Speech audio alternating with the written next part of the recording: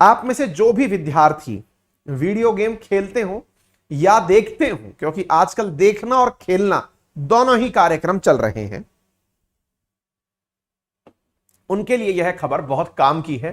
काम की इसलिए है क्योंकि उनको शायद आज के इस सेशन के माध्यम से मैं कुछ ऐसी बातें साझा करने में कामयाब हो पाऊं जो कि शायद वो सोच ले तो काम का हो जाए। हालांकि वीडियो गेम खेलने वाला व्यक्ति अभी मेरी क्लास को भी देखते देखते एक हाथ से वीडियो गेम खेल ही रहा होगा, दूसरे मोबाइल या लैपटॉप के अंदर। फिर भी चलिए, मैं होप फॉर दी बेस्ट और काम की बात करते हैं। हाल ही में उत्तर प्रदेश की राजधानी लखनऊ में एक दिल दहलाने वाली घटना बाहर आई साहब। घटना यह कि एक 16 साल के बच्चे ने अपनी मां को अपने फादर की लाइसेंस्ड गन से शूट कर दिया। उनके फादर, उस बच्चे के जो फादर हैं वो आर्मी में थे, यानी सेना में थे। उनकी जो पिस्टल थी वो घर पर थी, लाइसेंस वाली पिस्टल थी। बच्चे ने अपनी मां को गोलियों से भून दिया, 6 गोलियां उस मां को मार दी। और गोलियां मारने के बाद में 3 दिन तक घर में मां की डेड बॉडी को छुपा के रखा। अपनी बहन को धमका के रखा, छोटी बहन को, कि वो इस तरह की किसी बात को बाहर नहीं बताएगी। और तो और उस बच्चे ने दुनिया को ना पता चल जाए कि डेड बॉडी कहां है या बच्चों की मां कहां है, घर में स्प्रे कर करके, यानी कि खुशबू फैला फैला करके, परफ्यूम्स फैला फैला करके लोगों की पहुंच से इस बात को दूर रखा। पुलिस जब पहुंचती है, इस पूरे वाकयांश को देखती है, जब मतलब लोगों को पता चलता है इस प्रकार से कि भाई कहां है, स्मेल आने लगती है, तो उस बच्चे ने कहा कि चोर आए थे और वो इस प्रकार से मारकर चले गए और कह के चले गए कि आप किसी को इन्फॉर्म नहीं करेंगे। लेकिन पुलिस तो आपको प्रथम दृष्टया ही पता चल जाता है किसने क्राइम किया है। पुलिस के धमकाने पर उन बच्चों ने, उस लड़के ने इस बात को स्वीकार किया। जो बात बाद में निकल करके आई वो बहुत ज्यादा चौंकाने वाली थी। और चौंकाने वाली बात यह थी कि उस बच्चे का आरोप था कि उसकी मां उसे पबजी नहीं खेलने दे रही। पबजी ना खेलने देने का पनिशमेंट उस बच्चे ने अपनी मां को दिया। यह इकलौती घटना नहीं है। इस घटना के बाद से पूरे देश और दुनिया में इस बात पर चर्चा छिड़ गई है कि गेम खेलने से बच्चे के अंदर हिंसात्मक प्रवृत्ति कैसे पनप रही है। बड़ा विषय है जिस विषय के ऊपर आप और हम मिलकर के आज के सेशन के अंदर चर्चा करेंगे। क्लियर है? तो उम्मीद है कि आप लोगों को यह बात समझ में आ जाएगी। फोन लेना बेटा। उम्मीद है कि आप लोगों को यह बात आज के सेशन से बहुत ज्यादा क्लियर हो। और क्या बात हो, आइए मैं आपको आगे बताता हूं। दूसरा पॉइंट सुनिए साहब। दूसरा पॉइंट निकल कर आता है, हाल ही के डेज में दिल्ली में भी इस प्रकार की घटना है। मैं कुछ न्यूज आपको दिखाता हूं, उसके बाद में आप देखिएगा। ये तो 16 साल के बच्चे की कहानी है जो मैंने आप लोगों को बताई। इसके बाद में एक और खबर देखिए। 19 साल के एक बच्चे ने अपने पेरेंट्स और सिस्टर को वर्ष 2018 में गेम खेलने के एडिक्शन के चलते गोली मार दी। ऐसे ही पाकिस्तान के अंदर घटना हुई जिसमें 14 साल के बच्चे ने अपनी पूरी फैमिली को अभी आज से 3-4 महीने पहले ही गोलियों से भून दिया, क्योंकि उसके पेरेंट्स उसको गेम नहीं खेलने दे रहे थे। ऐसे ही एक गेमर के द्वारा अपने परिवार को इसलिए मार दिया गया क्योंकि उसके परिवार वाले उसको गेम नहीं खेलने दे रहे थे। यह सेशन आप और हम तो सुने ही, इसके अलावा आप अपने पेरेंट्स को भी जरूर दिखाइएगा। आपके घर में आपके पेरेंट्स को भी यह बात पता हो कि किस प्रकार से बच्चे के दिमाग में मनोविकृतियां पैदा हो रही हैं गेम खेलने से। इस समय ऑनलाइन मार्केट कितना बड़ा है, मैं थोड़ा सा आपको तथ्यात्मक जानकारी दे देता हूं, उसके बाद में और अच्छे से हम जानकारी ले लेंगे। फिलहाल के सामने आपके सामने कुछ आंकड़े हैं जो देश भर में लोगों के द्वारा दिखाए गए हैं। कितने लोग गेम खेलने की वजह से कितने लोगों की जान ले चुके हैं। थोड़ा सा एक बार के लिए आप आंकड़ों पर गौर कर लें तो आपको सारी जानकारी समझ में आ जाएगी। भारत में मोबाइल गेम का जो मार्केट है वो लगभग 12,000 करोड़ रुपए का है, जो कि 2025 तक 37,000 करोड़ रुपए का मार्केट हो जाएगा। यानी कि गेम खेलने वाले लोग जो हैं वो इतना पैसा इधर से उधर ट्रांसफर करेंगे। गेमिंग इंडस्ट्री के अंदर 2019-20 में लगभग 40% की ग्रोथ देखी गई, जो कि अन्य प्रकार के इंडस्ट्री से काफी बड़ी थी। 2021 में जो गेम खेले जा रहे थे उसमें फ्री फायर, पबजी और मोबाइल लीजेंड्स जैसे गेम टॉप पर थे। दुनिया भर में यूट्यूब, फेसबुक, ट्विटर पर गेमिंग स्ट्रीम को देखने के लिए हर हफ्ते लगभग 66 करोड़ घंटे बिताए जा रहे हैं। इनमें से तीसरे नंबर पर फ्री फायर पर लोग 123 करोड़ घंटे बिता रहे हैं। इस बात का मतलब समझाऊंगा, रुकिए। 2021 में भारतीयों ने मोबाइल पर 70 करोड़ से ज्यादा घंटे बिताए, जबकि ग्लोबल लेवल पर लोगों ने कुल 3.80 लाख करोड़ घंटे से ज्यादा का समय गेम खेलने पर बिताया। 1 मिनट के लिए बात समझिए पहले आप मेरी। जिनको नहीं पता कि ये मोबाइल गेम स्ट्रीमिंग क्या होती है वो भी मैं बता दूं, हालांकि गेम खेलने वालों को सब पता है। आप में से बहुत से लोग जो मोबाइल गेम खेलते हैं या नहीं खेलते हैं, कोई बात नहीं, नहीं खेलते हैं यही मानकर के मैं आपके साथ में ये बातें कर रहा हूं। आजकल के लोगों ने ये बिजनेस बना लिया है और बिजनेस ये है कि वो मोबाइल गेम खेलते हैं और मोबाइल गेम को यूट्यूब पर लाइव कर देते हैं। जैसे मेरी क्लास इस समय लाइव चल रही है, ऐसे ही कुछ यूट्यूबर्स मोबाइल से वीडियो गेम खेलते खेलते अपने वीडियो गेम को स्ट्रीम कर देते हैं लोग, ताकि उसकी रणनीति उसके द्वारा गेम को खेलते हुए सीख सके कि इसने गेम कैसे खेला। इसमें वो यूट्यूबर अपने द्वारा अपनी कमेंट्री जारी रखता है जो कि लोगों के लिए मनोरंजन का कार्य करता है।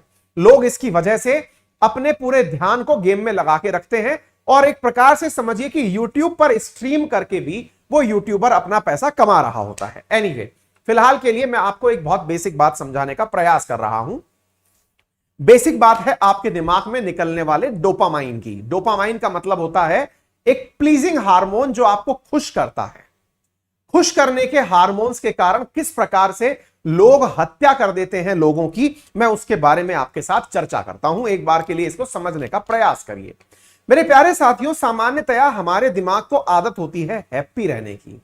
हैप्पी रहने के लिए वो कोशिशें या प्रयास करता है जिससे उसे प्लीजिंग यानी कि हैप्पीनेस का एहसास हो।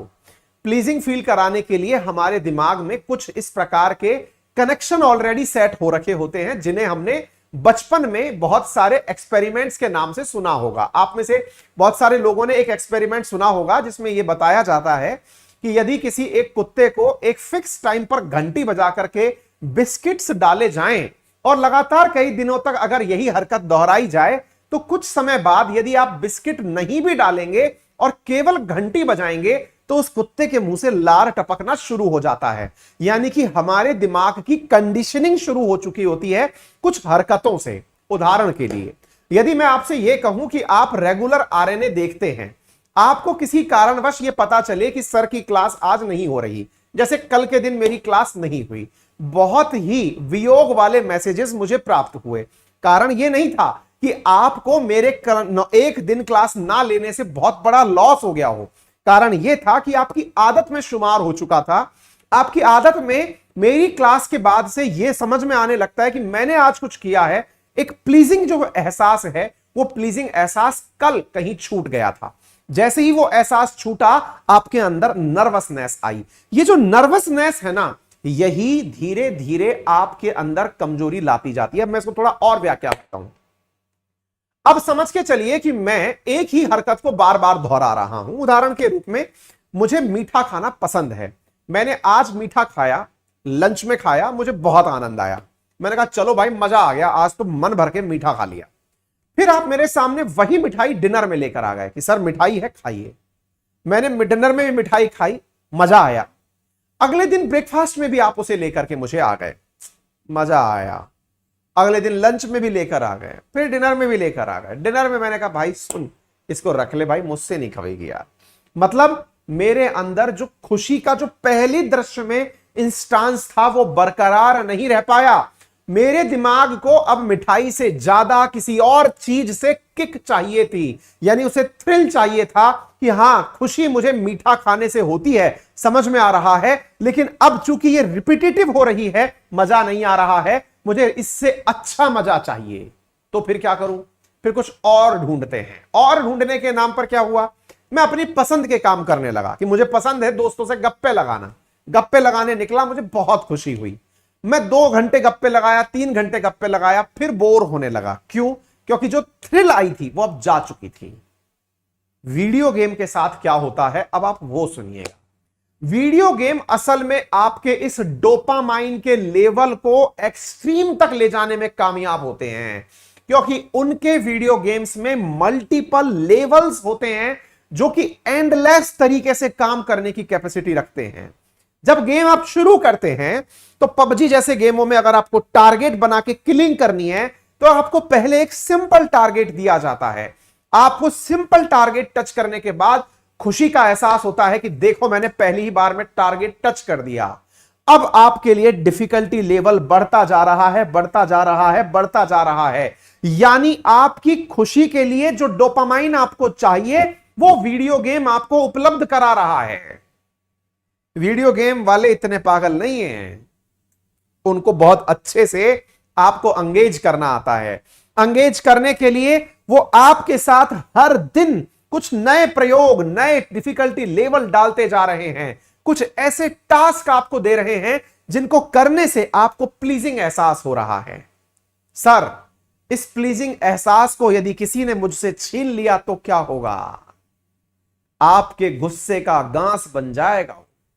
यही उस बच्चे की मां से शायद गलती हुई, क्योंकि उस बच्चे को जो असली आनंद आ रहा था वो टारगेट फिल करने में आ रहा था। उसका जो डोपामाइन लेवल था, जो खुशी का स्तर था, वो उन गेमों को खेलते खेलते बहुत ऊंचाई पर जा रहा था। यानी उसको रोज नया एहसास आ रहा था कि हां भाई आज फील आ गया। अब वो फील अगर आपने मोबाइल छीन लिया कि बेटा तुम्हें मैं मोबाइल से गेम नहीं खेलने दूंगा या दूंगी, तो वो अपनी उस खुशी की तलाश में पागल हो गया, बिल्कुल वैसे ही जैसे ड्रग एडिक्ट्स होते हैं। आपको मालूम है कि ड्रग का एडिक्शन करने के लिए सबसे बड़ा कारण जिम्मेदार कौन है? यही डोपामाइन जो है ना, ये हमारे ड्रग के पीछे का सबसे बड़ा कारण है। रीजन क्या होता है? ड्रग्स किस प्रकार से हमारे जीवन पर असर डालती हैं? आपने अक्सर एक चीज नोटिस की होगी कि जो फिल्म स्टार्स, क्रिकेटर्स या बहुत बड़ी सेलिब्रिटीज होती हैं, इनके बारे में अक्सर सुनने को मिलता है कि दे आर ड्रग एडिक्ट्स। क्यों? ऐसा क्यों सुनने को मिलता है भाई? रीजन, उनकी खुशियां जो है ना, अब वो छोटी छोटी चीजों में नहीं है। उन्हें अब खुशियों के वो सारे लेवल क्रॉस कर चुके हैं, तो अब डिफरेंट चीजें करने में खुशी मिल रही है। और वो डोपामाइन जो उन्हें खुशी दे सके, वो अब ड्रग से संपूर्ण हो रहा है, नशे से पूरा हो रहा है। यही कारण है कि जो लोग एडिक्ट होते हैं, किसी भी चीज के एडिक्ट हो, चाहे फिर वो गेम के एडिक्ट हो, चाहे वो नशे के एडिक्ट हो, ड्रग एडिक्ट में कन्वर्ट हो ही जाते हैं। और यदि आप उनसे उनकी चीजें छीन लेते हैं तो अपनी खुशी की तलाश में वो उसका रिवेंज लेते हैं। उम्मीद है कि आपको बायोलॉजिकल कारण, साइकोलॉजिकल कारण समझ में आया होगा कि लोगों की मनोप्रवृत्ति पर गेम का असर क्या है। यदि आपको यह बात समझ में आई हो तो वीडियो को फिलहाल बीच में ही लाइक कर दो, सेशन को शेयर कर दो, ताकि और भी लोगों को यह बात पता चले। इसका इलाज बताइए सर। कारण तो समझ में आ गया, आपने समझा दिया कि किस प्रकार से लोगों के अंदर गेम से दिमाग में परेशानियां आती हैं और उसके लिए वो किसी प्रकार की हरकत करता है। समाधान क्या है? बहुत सही, समाधान के लिए अब आपको एक और खुशी का तरीका ढूंढना होगा। अब सर वो खुशी कैसे मिले? साथियों, प्रायोगिक रूप से यह पाया गया है कि इस दुनिया में सबसे ज्यादा खुशी का जो साधन है वो नेचर है। नेचर की खुशी तक पहुंचने से पूर्व जो पेरेंट्स इन बातों को आज की न्यूज सुन रहे हैं, उनको मैं कहना चाहूंगा, यदि आपके बच्चे के अंदर ये आदतें डेवलप हो गई हैं, उनकी सुविधाओं को, 2-3 मैसेजेस हैं पेरेंट्स के लिए विशेष रूप से आज के इस सेशन में। पहला मैसेज, और आप अगर भाई बहन छोटे हैं, अपने पेरेंट्स को ये न्यूज जरूर दिखाएं। बड़े भाई बहन अपने पेरेंट्स को ये न्यूज जरूर दिखाएं ताकि वो मोबाइल की आदत छुड़वा सकें। असल में होता क्या है कि आपके बच्चे को अभी से मोबाइल देखने की आदत लग चुकी है, आपको उसे छुड़ाना है।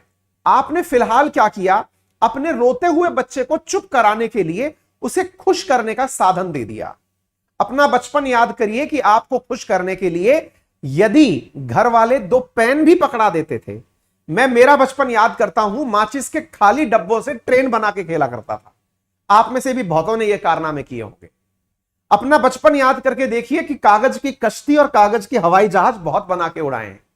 और भी कुछ ना मिले तो मट्टी के अंदर 2 पत्थर के टुकड़े मट्टी में चला चला करके गाड़ियां बनाई हैं, गाड़ियां दौड़ाई हैं, टक्करें करवाई हैं, बस कि हमको खुशी मिल रही है। कमरे में डले हुए हैं, कमरे के अंदर बैठे बैठे क्रिकेट, वॉलीबॉल और बास्केटबॉल खेल रहे हैं, क्योंकि हमने अपनी किताबों को ही बॉल बना रखा है। हमने अपने किताबों से, कागज से ही बॉल बना करके बैडमिंटन खेला है। आप में से भी बहुतों ने किया होगा। हमारे खुशी में उस समय किसी भी प्रकार से वीडियो गेम का या फिर इलेक्ट्रॉनिक गैजेट का रोल नहीं था। जो फिलहाल के लिए जो पेरेंट्स मेरी बात सुन रहे हैं, सबसे पहले अपने बच्चों की इन आदतों को छुड़वाने के लिए फिलहाल के लिए उन्हें स्पोर्ट्स में एंगेज करिए, क्योंकि जो डोपामाइन लेवल आपको वीडियो गेम से मिल रहा है, उससे भी बड़ा थ्रिल बच्चे को गेम से मिलता है। आप बच्चे को घर से बाहर जाने दीजिए, चिंता मत करिए कि वो बाहर जाएगा किसी से टकरा जाएगा, गिर जाएगा, लग जाएगा। थोड़ी देर के लिए चिंता छोड़िए। यही कारण है कि भारत सरकार ने फिट इंडिया कैंपेन शुरू किया ताकि लोग अपने स्वास्थ्य पर ध्यान दें। खेलो इंडिया कैंपेन शुरू किया ताकि लोग वीडियो गेम से बाहर निकलकर नेचुरल ग्राउंड पर बाहर जाएं और उस खुशी का एहसास करें। उम्मीद है कि आप इस बात को गहराई से सोचेंगे और समझेंगे। अपने बच्चे को बाहर जाने दीजिए, क्योंकि वीडियो गेम खेल के जितना वो डेंजरस बन रहा है, उससे बेहतर है कि वो बाहर जाके पैर तुड़वा ले, हाथ तुड़वा ले, क्योंकि कम से कम वो एक इंसान बन के आएगा जिसमें टीम एफर्ट होगा, जिसमें यूनिटी की भावना होगी, जिसमें जीतने का अपने अंदर गुण होगा, लीडरशिप स्किल होगी। स्पोर्ट्स के अंदर बच्चों को उतारिए, घर से बाहर निकालिए, उन्हें ग्रुप में मिलने जुलने दीजिए ताकि वो लोगों के साथ मिलकर के गेम खेले, उन्हें वहां से खुशी होगी। जो लोग अब इस उम्र के हैं, जो कॉम्पिटिटिव वर्ल्ड में हैं, इस समय तैयारी परीक्षाओं की कर रहे हैं, घंटे 2 घंटे प्रकार से वीडियो गेम खेल रहे हैं, उनके लिए क्या सलाह है? उनके लिए सलाह यह है कि आप अपने इस वीडियो गेम के आवर्स को कंक्लूड करने के लिए, क्योंकि आप समझदार लेवल पर पहुंच चुके हैं, समझें कि आपके साथ एक बीमारी ने हाथ पकड़ लिया है, इसे बीमारी की तरह ट्रीटमेंट दें। बीमारी की तरह ट्रीटमेंट के लिए कोशिश करें कि आप रोजाना सुबह योग, मेडिटेशन, ध्यान जैसी कोई चीज करें, क्योंकि आप ऑलरेडी एक बीमारी की गिरफ्त में जा चुके हैं। हालांकि मोबाइल देखना भी अपने आप में एक बीमारी हो चुका है। मैं आपको बताऊंगा आगे चल करके, इस प्रकार के कभी सेशन के अंदर हम लेके आएंगे, अगर कोई ऐसी न्यूज मिली अवेयरनेस वाली। हम लोग बीमार हैं, सभी लोग मानसिक रूप से बीमार हैं। हमें स्क्रीन टाइमिंग देखनी होगी। हम लोग पलट पलट के, जो नींद में भी मोबाइल पलट के देखते हैं, हमारा तो बिजनेस ही चूंकि मोबाइल से चलता है, हमारी मजबूरियां बन चुकी हैं, लेकिन फिर भी हम अस्वस्थ हैं, मुझे ऐसा लगता है। आप इस चीज से बचने के लिए अपने शरीर में कुछ विकृतियों को पहचानें और उन पर टारगेट करना शुरू करें। सरकार क्या कर सकती है? भारत सरकार के द्वारा इसके ऊपर कोई भी कानून नहीं है। भारत में 3 साल में 1.5 गुना ऑनलाइन गेम प्लेयर होंगे, यह तो डेटा है, लेकिन भारत में इसके ऊपर कोई पाबंदी नहीं है। चीन, जो कि दुनिया में नंबर 1 ऑनलाइन गेम्स के अंदर अपना स्थान रखता है, उसने अपने यहां पर पाबंदियों का लेवल इतना बढ़ा दिया कि 18 साल से कम उम्र के बच्चे वीक में केवल 3 घंटे ही वीडियो गेम खेल सकते हैं। आप इससे अंदाजा लगा सकते हैं कि उन्होंने इस प्रकार की पाबंदी लगाई कि मंडे, ट्यूसडे, वेडनेसडे और फ्राइडे, थर्सडे, इन 4 दिन तो बच्चा वीडियो गेम खेलेगा ही नहीं। थर्सडे, सैटरडे, संडे गेम खेलेगा और केवल 3 घंटे गेम खेलेगा। 3 घंटे गेम खेलने के लिए कंपनी की जिम्मेदारी है कि वो इस प्रकार के एप्लीकेशन डेवलप करे कि वो कौन उस गेम को खेल रहा है उसका चेहरा पहचान सके। चेहरा पहचान करके उस गेम के अंदर ऑटो लॉक का सिस्टम हो, एक आईडी और एक आईपी एड्रेस से वो वीडियो गेम एक ही बार खेला जा सके। इस प्रकार से चीन सख्ती कर रहा है, क्योंकि चीन के अंदर बहुत सारे बच्चे मानसिक अवसाद से पीड़ित हो चुके हैं, हमारे देश में भी हो चुके हैं। बच्चों को मोटापा का आ जाना, आज पहले एक समय था जिस समय हेल्दी बच्चा देख करके लोग खुश होते थे कि खाते पीते घर का बच्चा है। आज दुखी होते हैं क्योंकि मोटा बच्चा इसलिए है क्योंकि ये चलता फिरता नहीं है। ये इतना मोटा चश्मा, इतना मोटा पेट लेकर बैठा हुआ है, इसका मतलब ये केवल कंप्यूटर की पैदाइश है, केवल कंप्यूटर ही देखता रहता है। इसके शरीर में आई हुई ये सभी विकृति इसके कैमरे, कंप्यूटर, इन सब की वजह से है। आप इन चीजों को पहचानिए, क्योंकि आपके लिए, अपने परिवार में ये सब चीजें बहुत ज्यादा मायने रखेंगी। फिलहाल आप देख सकते हैं कि किस प्रकार से इन्होंने अपने यहां पर चीन के अंदर पाबंदियां लगाई हैं। कारण क्या है वो मैं आपको बता चुका हूं कि शारीरिक और मानसिक सेहत पर इसका बहुत फर्क पड़ता है। आप बच्चों को कहिए कि उन्हें जो खाना है खाएं, जितना सोना है सोएं, जितने मस्ती करनी है, चिल्लाना है, रोना है, करने दीजिए उन्हें।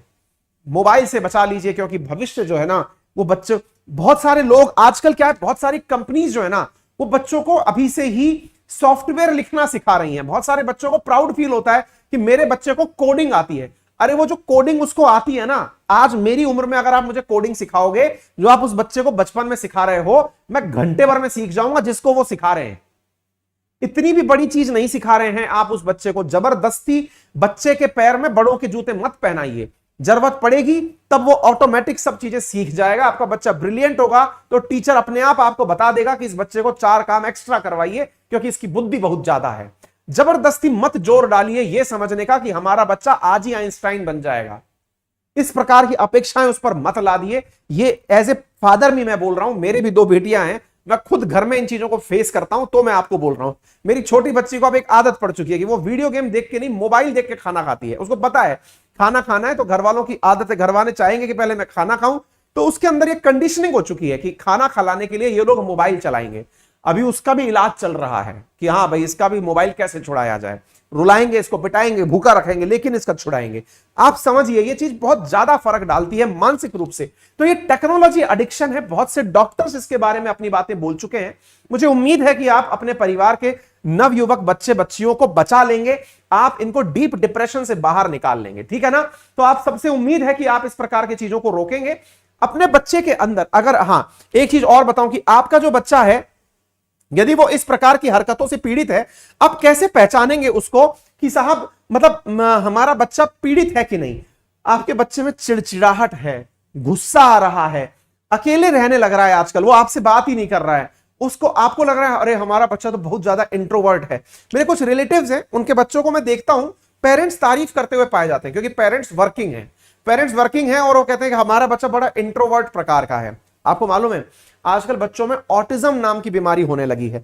बचपन में जो पेरेंट्स वर्किंग हैं, हालांकि मैं किसी बीमारी के ऊपर एक ही कारण जिम्मेदार है ये नहीं बता रहा हूं, लेकिन आप नोटिस करिएगा आपके सर्कल में बहुत से लोग आपको ऐसे मिलेंगे जिनके बच्चों में सोचने समझने की क्षमता, देखने की क्षमता, कंसंट्रेट करने की क्षमता बचपन से ही कम है, ऑटिज्म के पीड़ित हैं।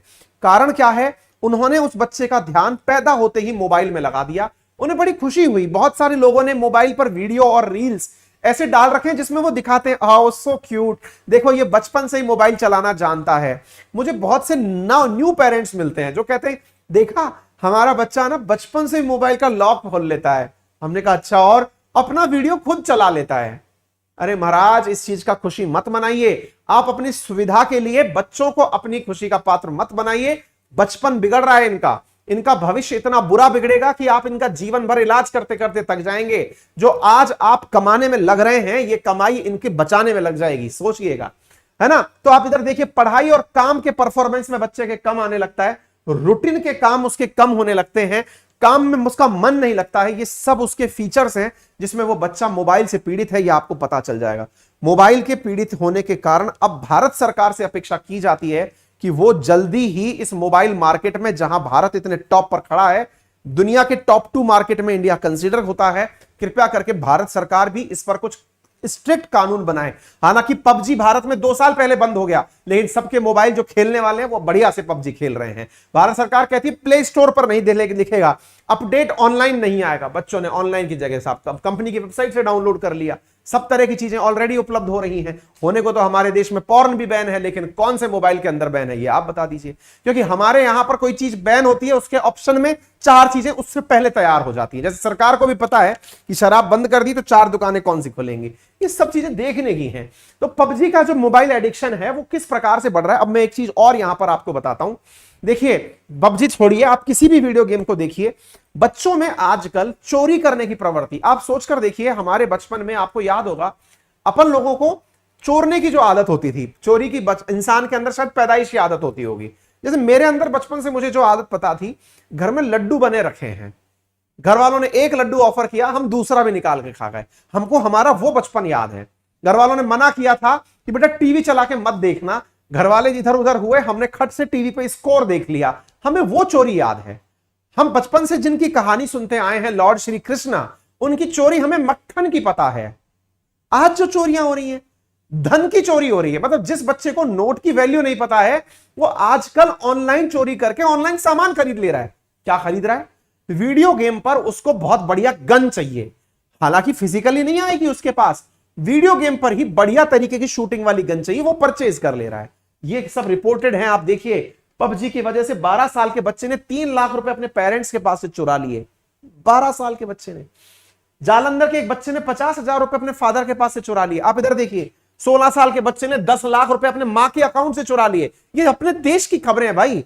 आप इधर देखिए पबजी की वजह से 16 लाख रुपए ट्रांजैक्शंस में घर वालों के खर्च कर दिए बच्चों ने। ये हालात हैं। इससे आप अंदाजा लगा सकते हैं कि देश किस लेवल पर आगे जा रहा है। संभालिए, गेम्स में जो बच्चे पैसे उड़ा रहे हैं, पेरेंट्स के जो पैसे उड़ा रहे हैं, उनसे बचने का प्रयास करिए। उम्मीद है कि आप लोगों को मेरा यह सेशन समझ में आया हो। भारत सरकार अभी तक इस पर कोई पाबंदी नहीं लगाई है, कोर्ट्स इस पर कोई पाबंदी नहीं लगाई है।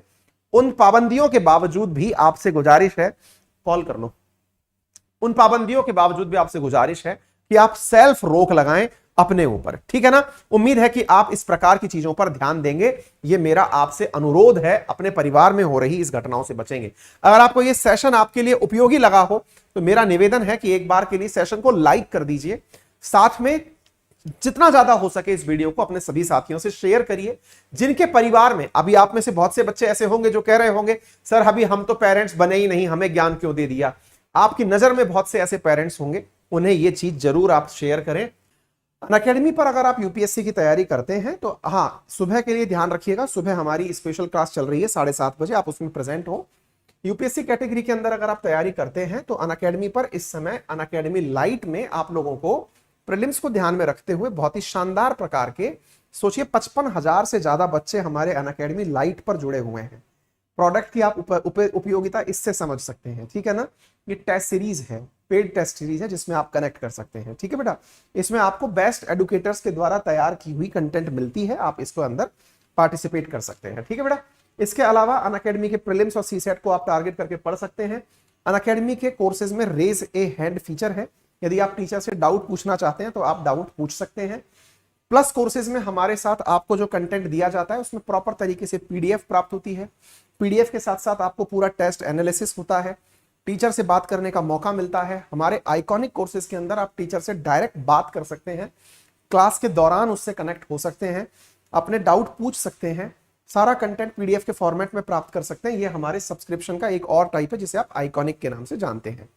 एसएससी कैटेगरी के अंदर भी हमारे कोर्सेज हैं। मेरा एक नया वीकेंड बैच शुरू हो रहा है एसएससी के अंदर, यदि आप उसे ज्वाइन करना चाहें तो बहुत ही नॉमिनल कीमत पे आपको वो कोर्स उपलब्ध हो जाएगा, आप उसे ज्वाइन कर सकते हैं। Thank you so much. अपना ख्याल रखें, बड़ों का सम्मान करें, छोटों को प्यार दें, अपना व्यक्तित्व इस प्रकार से विकसित करें कि महिलाएं आपके साथ सुरक्षित महसूस करें।